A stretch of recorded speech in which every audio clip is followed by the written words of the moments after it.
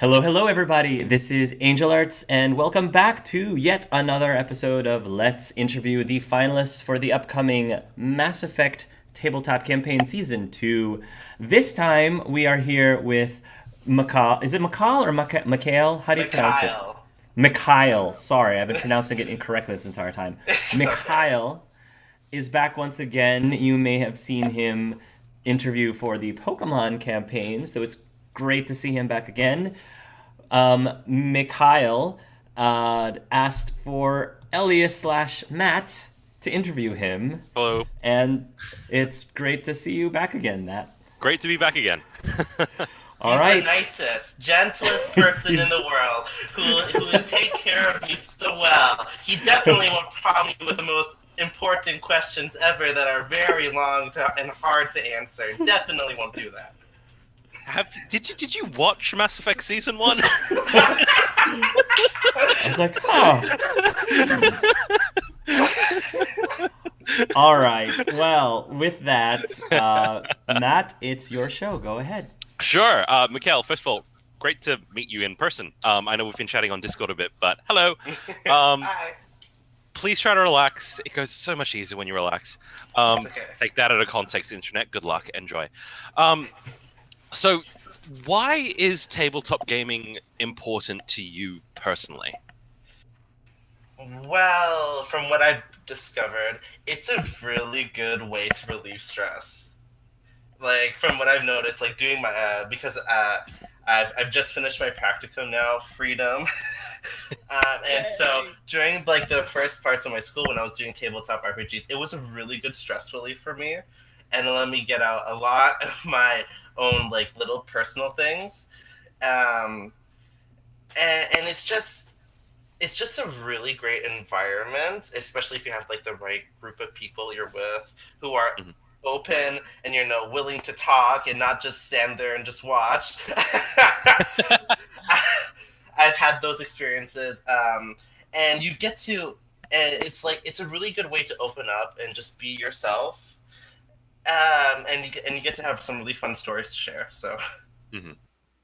Cool, cool. No, I do know that there's been some research into D&D specifically and RPGs as therapy. So yeah, feeling you on that one. Um, there are a lot of campaigns that you can join, and you've clearly done some gaming yourself. Why Mass Effect? Why this campaign? Well, basically the original Mass Effect campaign was the one that introduced me to tabletop, right? So it's like Right. my heart, it's my passion, Dreamy, and I'm never gonna get over that. But No. it's yeah, so that's partly why I'm auditioning for this is because I do want to be in a Mass Effect campaign. It's what got me into tabletop in the first place, and it's just like it's full circle from a year. And it'll feel good. It'll feel good. I have more experience. I'm hopefully more mature, at least in my brain. I think so.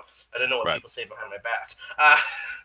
So and yeah, it'll be like it. It's partly I'm auditioning because I really want to. Sure. It's what got me into tabletop, and I love it. Cool. You did mention that for you there's a very big this is a story element for you. You've already mentioned that.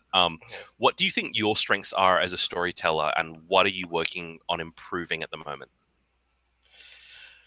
Um, as a storyteller, I'm really, really open and willing to engage in certain things and ideas with other players. Like a constant thing I've tried to make open in the games I've been in is, hey, let's all talk as players so we all know what we like. We all know what we want to see from each other. We all know what boundaries to respect. And I feel like I'm a person who's open to that, and I'm a person who's able to walk around those edges, be as respectful as possible. And if I'm not being respectful, someone's being is offended by what I say or gets annoyed, I'm really open for talking it out. So I'm just in terms of a storytelling experience with what I said earlier in mind. I like to be adventurous when I RP. Like in a new Apocalypse World campaign I've joined, I'm playing a cannibalistic monk-like thing. Wow. It's fun, and I'm going all ratchety like this, all cool and sexy. At least I try. Um, don't know how successful that is, but I'm really open to try things, to do new things, and to constantly adapt to what I do. A common tactic I use when I'm feeling myself out is I have a concept for my character. Mhm. When we start playing, I start to feel for it, to feel for how it works with the other players, what to tone down, what to bring up, what to do this and what to do that. I say the thing I'm working on and improving, even though I want to say I'm perfect, but Who doesn't? what who doesn't? I'm trying to work on how to portray my characters better, if that makes sense. Because I watch a lot of Critical Role lately, so when I view that in regards to myself, I'm like, how can I do better on my own angle so that I can better represent the character that I'm thinking of and a character that works well with the group. And that's one of the things I'm working on. Like I said earlier, that's the stuff I'm focusing on, and yeah, that's my main concern for the most part. Okay, here's a question for you, Mekael.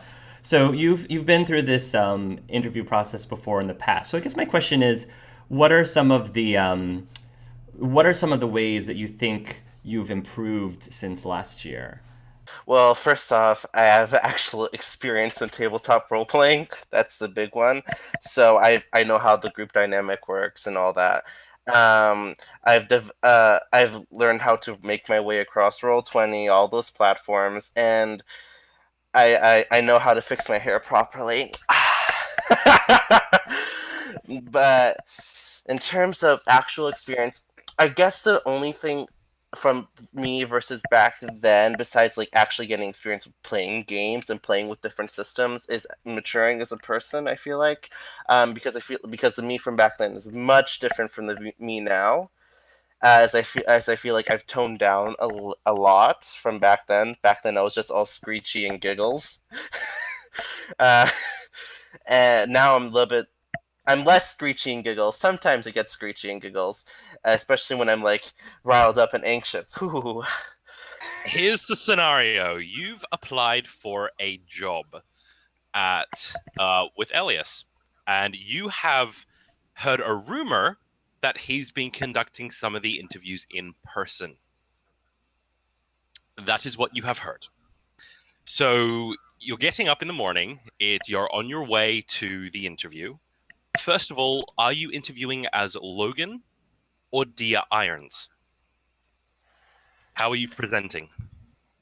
I feel like in terms for this job interview, because for regular interviews you have to be all professional and all that. But in order to showcase the talents, I mean, go big or go home, right? So she'll showcase as Dia Okay, Irons. so she's showing up as Dia. So Dia is walking from the public transport station to the there's a giant dome structure where all of Elias's offices and businesses on Earth are more or less headquartered. So you're walking towards there. Um, you're getting a bit nervous, a bit fidgety, and you decide you need your morning pick me up. What is your morning pick me up? Straight vodka. Straight vodka. Now Yeah. it is currently 9 a.m. in the morning. Where do you go to get a straight vodka in New Orleans, Lafayette at 9 a.m. in the morning? Good question. Well, there's always the option. Most likely, Adia will probably have her own stash of alcohol she has at home. Okay, Maybe that she stole from other clubs when she felt like fair she's enough. done a good job and she So hit needs a little fast. extra reward. So she'd probably be drinking a little bit. Obviously, 'cause she's going to a job interview. She doesn't want to get drunk for Sure. her interview. I will She'll leave probably the have a few sips. Okay, you walk in. You're shown to a waiting room. It's big. There are polished hub floors. A lot of very expensive lighting. Strange plants you haven't seen anywhere on Earth before. And you are brought into a small room. It's much less grand than the rest of the building. The walls are sort of, you don't want to say whitewashed, but you're thinking whitewashed. There's relatively typical cheap humans. table and chairs. There's a desk. There's a pile of data pads. And there is what looks like a very harried-looking Quarian in a suit, a very drab olive green standard off-the-rack suit. And you think it's a he, looks up and goes, right, hello, my name is Stanislav Ovsky Vasquib, but everyone calls me Stanis. You are Logan Wintry.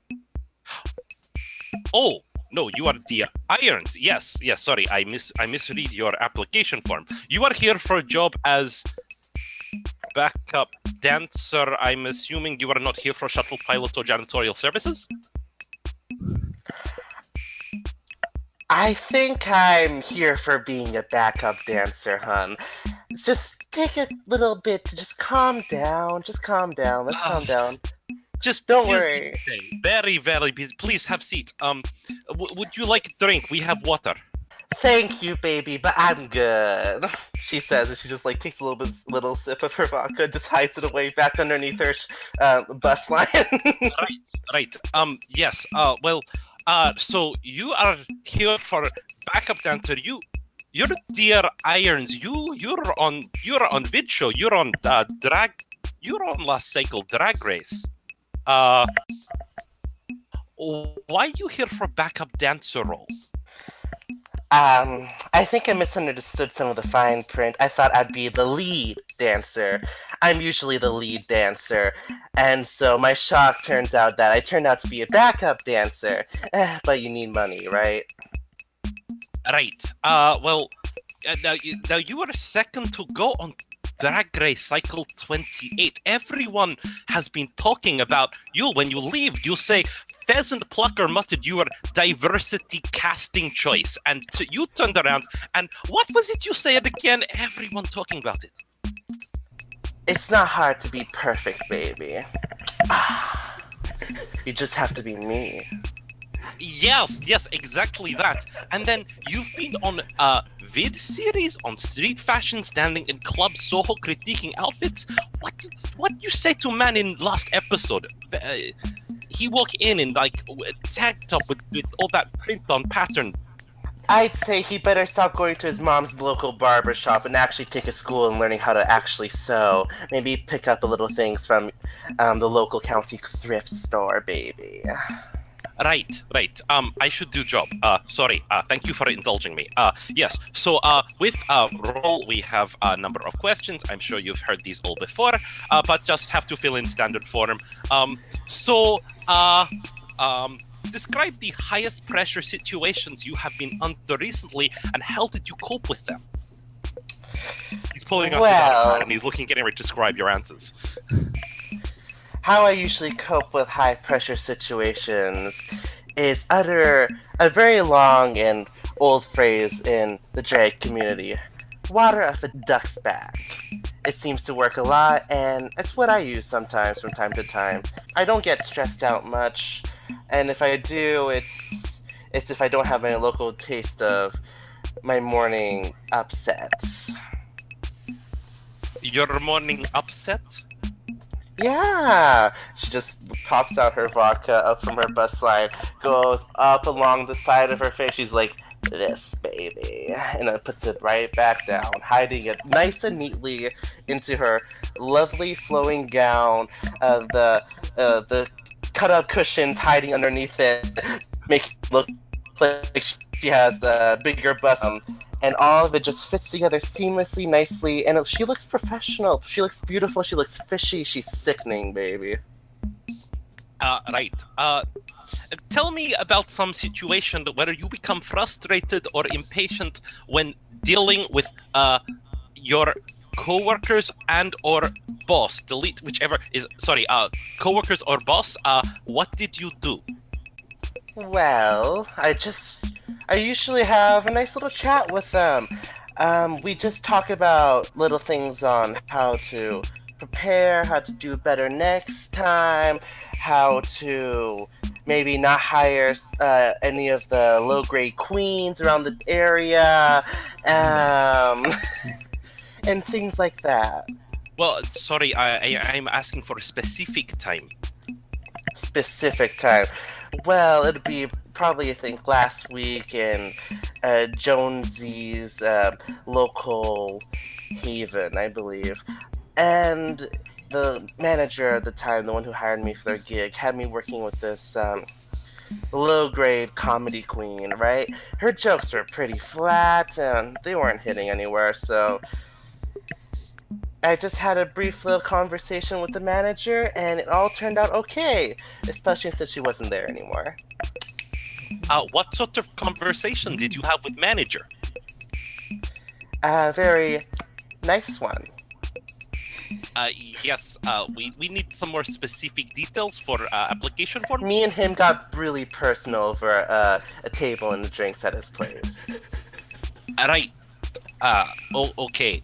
Yes. I see. So, I think we can skip a few questions. Please tell me about a time you had to win approval from your coworkers for a new idea or plan of action. How did you go about this, and what was the outcome? Well, the last time I had to do this is when we were doing our own little gay version of Wicked. I was being the lead lady herself, all glittered up in green, black gown, the little witch's hat. And my idea was to include real fire along the stage floors, and a lot of the other queens there at the time in that little performance said, I can't do that. That's too dangerous. But then I said to them, well, don't worry, dearie. If you can't do it, just find someone else. That is very curious, as last I recall, there is no fire in stage production of Wicked. There was when I was there. Right, of I course. am the fire. Right. Yes. So, Elias always say helmet is mask. Anonymity make people more of who they are. Drag is like mask. Lets people say and do things they wish to do but don't have balls to do normally. Why is drag now letting out inner bitch in so many men?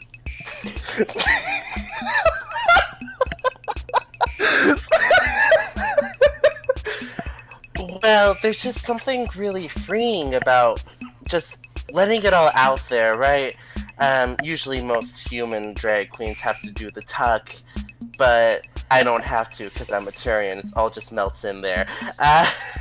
And when you're out there on the stage, you're performing, and once you're like in the movement, you're voguing, you're singing, you're telling a joke. It's like an otherworldly experience. You're like almost like a better version of you, stronger, fiercer, fishy, and that aspect is what I find makes drag really appealing and such a great career choice, in my opinion. Yes, but if all you do in drag is be mean and angry and put people down, you could just do that as man. That is basically man. Yeah, but in drag, there's usually a certain art to being mean, throwing shade and such as like. Throwing shade usually implies that there's like, I don't know if you've ever heard the term, but reading. When you read a queen, it's like you're telling them their flaws, and you do that most of the time as a well, if you're trying to be mean, as a rude gesture, but sometimes you're trying to help out the person. And I find when working in the drag scene, when you're being the mean bitch and all that, oftentimes it's just a momentary thing, because I find between drag queens, the sisterhood is really tight. We protect each other, we care for each other, we strive to see each other work, even if we are a little cruel sometimes. But And I find that in this area here, a lot of the local queens are very protective of each other, very nurturing, even though we have a mean streak. And even though it comes off as a bitch, frankly, I feel like in the end, they are still people who would help you and defend you and still lend you a wig if you need it. Understand what I'm saying? I'm not sure I do. It's not something I have been to, but thank you for sharing that. That is most interesting. He's writing several pages of notes here. Um, in most recent Star Observer, Jane Krasinski say that drag king in when go to mix performance generally find drag queen very unwelcoming. Say that drag is men.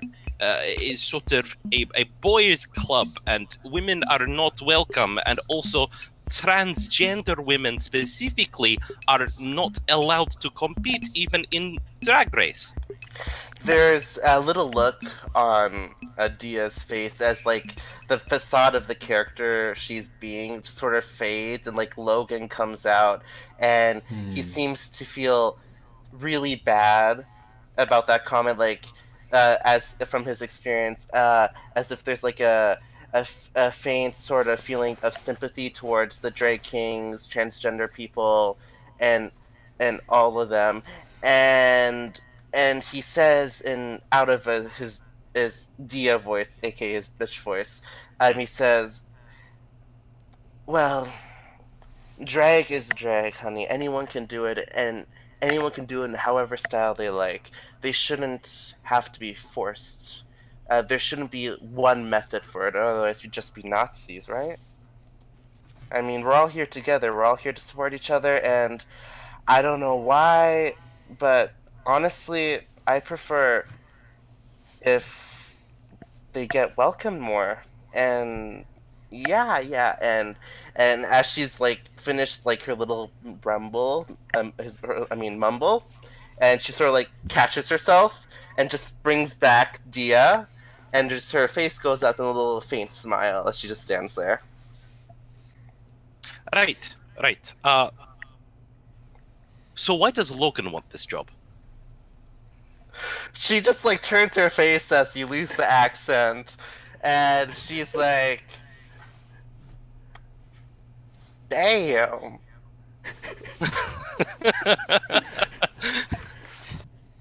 damn, son." She, and she's like sort of loses control, but when she comes back, um, Logan wants this job because he needs some money. He needs his money, some money to pay off uh, his, he catches himself as he realizes he's talking in the third person. Comes back, straightens up his posture, relaxes, less of the bitchy pose. And Logan says, "Well, I've been looking to get into work, and I noticed that I heard rumors about that you, a man as successful as you are, is working behind here, and I thought I want to be a part of that. I mean, look at you. You're a man who's so successful, so talented, and I feel like I could learn a lot from someone like you." And where do you see yourself in 5 years? You're welcome to say it's not here because frankly, a lot of people do. um, I guess it's not really a place I view myself in a few years. It's more like a state of being. I view myself as being more fulfilled because I view drag as and what I do as an art form. Even though I like money, I think many people like money, right? It's very Um, useful. very useful. But I want to express my art. I want to do my art. I want to work on it. I want to perfect it.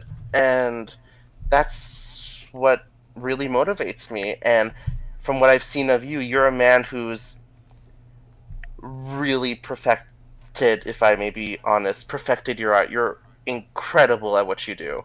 One of the best singers I've ever heard. Thank you. And I believe I could learn something from that. even if it's like from the corner and you're like somewhere else in the building. I feel like I could learn a lot from working in this atmosphere. If you could change one thing in the universe, what would you change? I guess I change.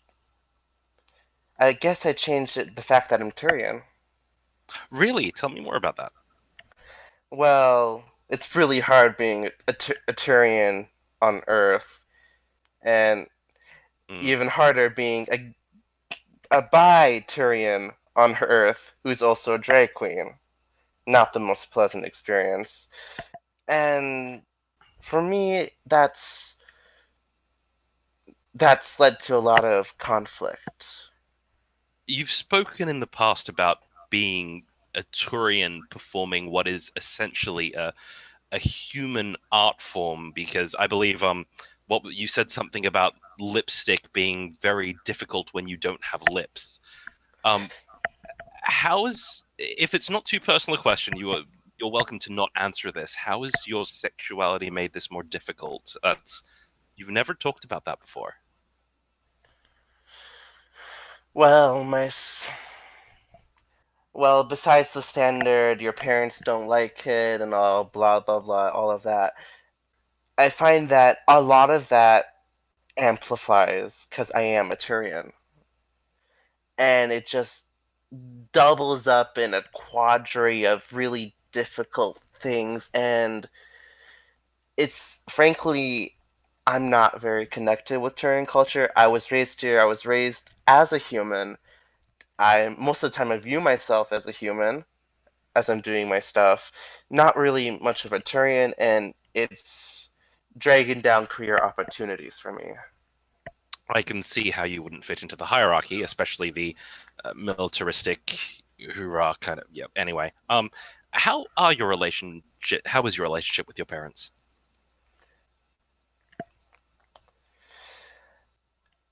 Well, they don't. Well, they probably do know about the drag thing. They definitely know about the bi thing, and it's what you'd expect from passive aggressive parents who don't like what you do, don't talk about what you do, and just pretend it's not there. Understood. Thank you for your honesty. Um, No? and thank you for answering the questions, both of you. Thank you, sweetheart. You're very welcome. We'll be in touch. Thank you very much. Hello there, everyone. I'm Dia Irons. I'm the baddest bitch on the block, and I know how to serve a damn good tuck. Because I don't have to do one. Eh, I'm fun, I'm wacky, I'm good at what I do, and I'm just the best, fishiest queen of them all. So thank you for watching this, and I hope you like your impression of me, baby. Have a good night.